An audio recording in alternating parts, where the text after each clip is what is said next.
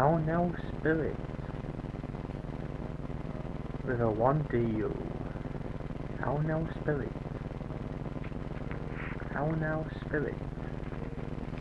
How now spirit with a 1DU.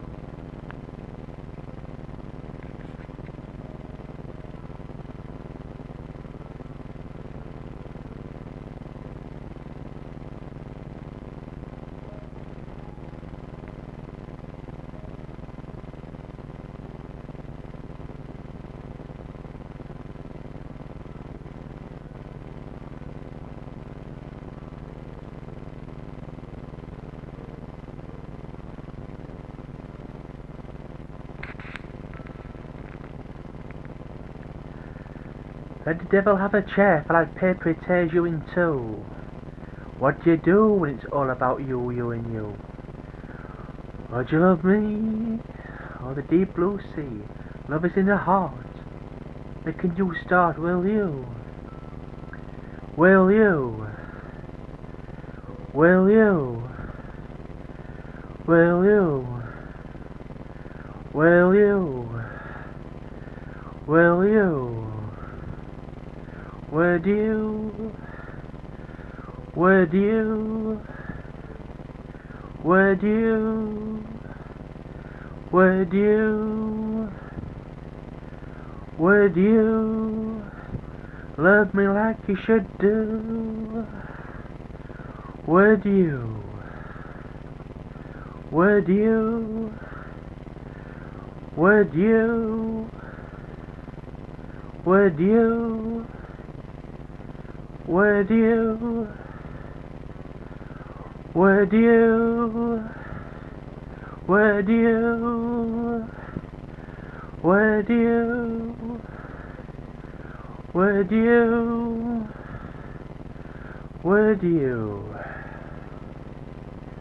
Would you? Would you? Would you? Would you? Would you? Would you?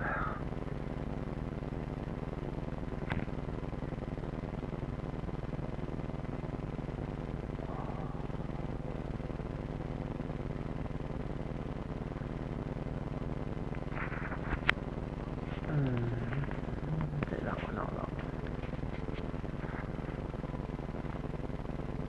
A hair just dropped to my nose. A hair.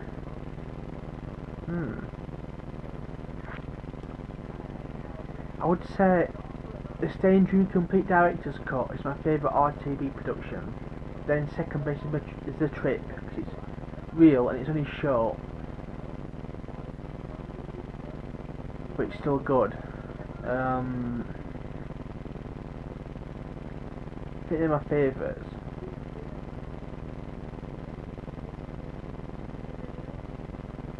Next one is One True Life, The Making of, extended version. That's a student. It was a student film I did where I interviewed.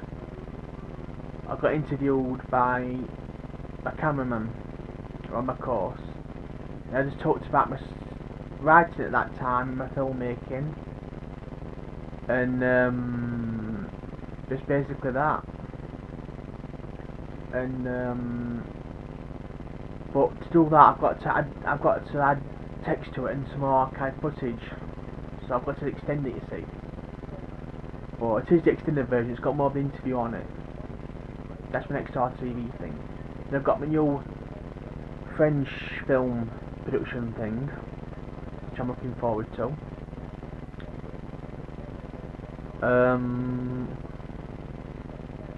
That's it then. The secret project. Then I've got to get Windows 7 put on my new laptop. Then once I've done that, I can do my script writing, get my first script done and my other script will film, get them two done. Then probably finish my book off. Then another secret project, get that done.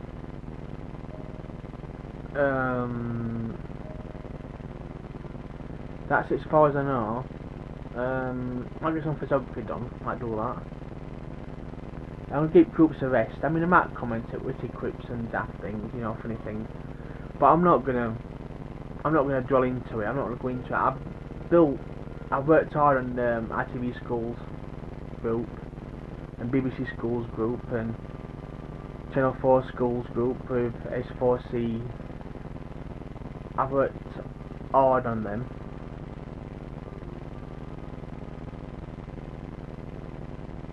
Paradise group, that's good. Yeah, a few more groups good. But no, what I do next is I'm going to try my camera out, my new surveillance camera. It's got sound, it can do night vision. It's good in low light, which is really good, and you can film bands with it. It's a really good quality camera. Try that out. My dad's going to try and get me a Betamax video recorder. So if it gets that and it's working, that'd be amazing. That'd be fantastic. Get some really good stuff with that. Can I get some money together for my next payment? So I feel happy in right mind. Reason why I went on meds in the first place is because I was doing retake National Diploma in Media. I was doing that. It was full time role. It was technically a part time course, but it was 4 to 5. I think it was 4 days a week. Yeah, 4 days a week. 4 long days. It took 2 hours to get there morning and back.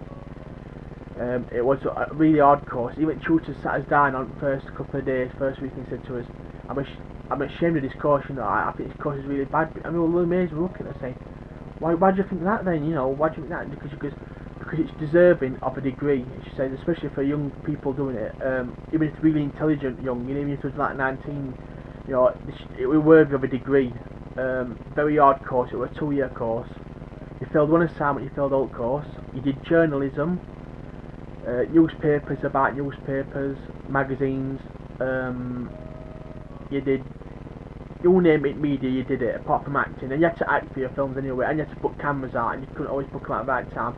Nowadays you can honestly, I'm not kidding, honestly, it's very easy just to put an effect in a video, edit it together, and you've done a video, and research all your stuff. We did essays, we did lectures, we did, we couldn't research anything on the internet. We had no PCs at home, I didn't anyway. Nobody did anyway on course. There were a lot of fiction on course, but I do love everybody on course now. They were good. Some of them were good, some of them were good. I mean, some were good in some ways, you know. Some were good in others, but like, there was a lot of fiction, you know what I mean. Daft really, it was just one of them things really, everybody going through something, you know, your kids and you just act crazy. I did daft things, everybody did daft things, you know, just, you know, I'm coming to it, you know. And I did, yeah, so, and I was working, after that, I was working shelf stacking at Morrison's, that were like, practically about 3 or 4 days a week, and I was doing overtime doing that, and that was heavy lifting, sorting goods out, everything like that, travelling home at night, really hard work. And what it did me basically, this is why I went meds in the first place, it's not because I was mad, I did go a little bit mad, because I was having no sleep. I went sleep at weekends, I was going out at weekends, and it was good, I enjoyed it, it was a fantastic weekend. But the problem is, when you do that, and, you know, it's bewildering for a kid, a little bit bewildering, even though I'm a bit older than 19.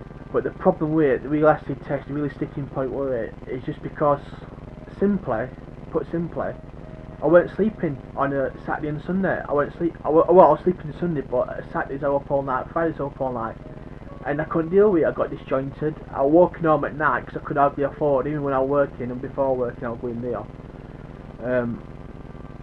Before I started work, I was going to clubs and stuff. I was walking home at nights. I didn't drink, I only drunk out, I didn't take drugs, you know,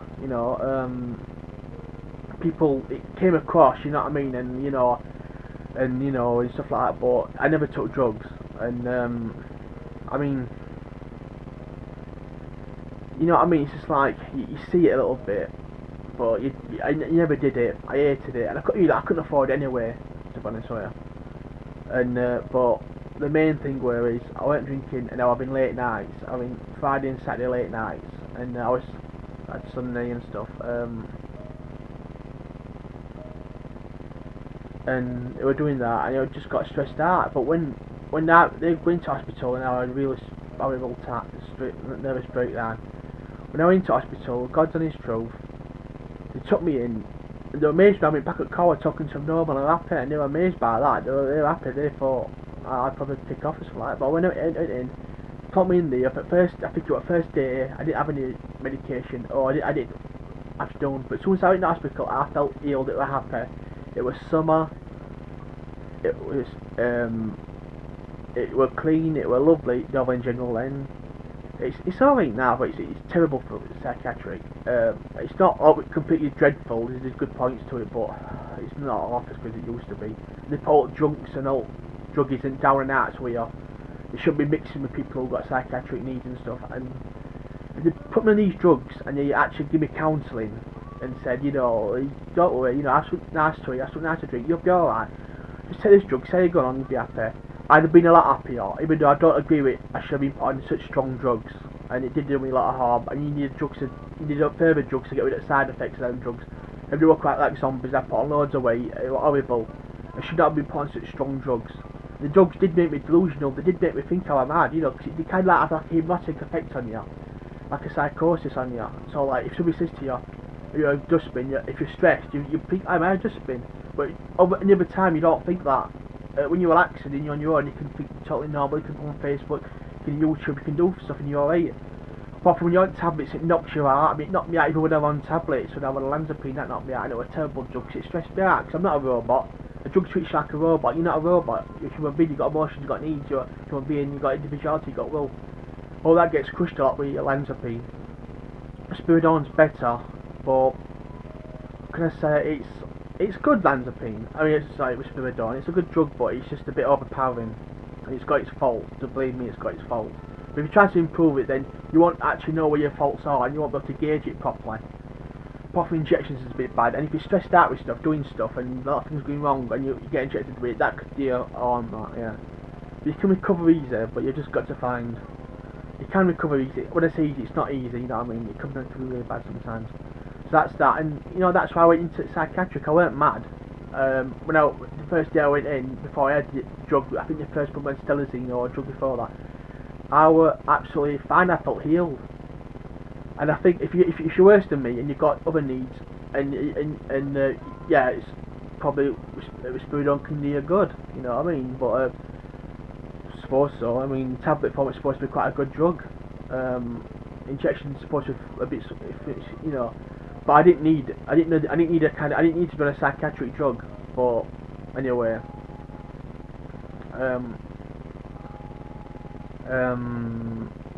so that's that. I was doing a lot at once, and I could have been on benefits. I could have been at school. Oh yeah, I was doing the GCSE English at that time. I was doing that BTEC, and before that, I did a dub diploma, and I also did a GCSE Media and English again. But I only got a D. I did it 3 times English, and I only got a D because I simply couldn't get exams. They changed it because you couldn't without coursework. So I was getting A's, B's, C's from the coursework. They changed it so it all counts on exam most of it. It was just ridiculously stupid because they never taught you or didn't spend long enough teaching you how to do exams. You always think you could do them, but when you tried to do it, you couldn't do them. Anyway, so I was doing them, and when I first left school, before I did Dove Diploma, I did a computer course. I did English on that, so I did it 3 times English. So I passed my BTEC National, passed my Dove Diploma, passed most 99% of a computer course. I got some assignments wrong, so I weren't spending a long time. So really stupid things like putting a letter, address it wrong way around on a letter. Just stuff like things like, because I was that rushed that. Honestly, we had about a couple of minutes for these like minor tests to pass these minor things, but I did pass it, and it were an A level. I also did after I did BTEC National, I did OCN level 3 full course, A level course, and OCN level 2 English media course. Did that.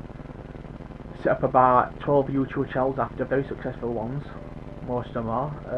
I spent a lot of time on Facebook because I could say things, good philosophies, ideologies. I'd got a lot of knowledge, witty quips, have a laugh on it, meet people up, help people out, I'd be good with it. I wasn't a waster on it.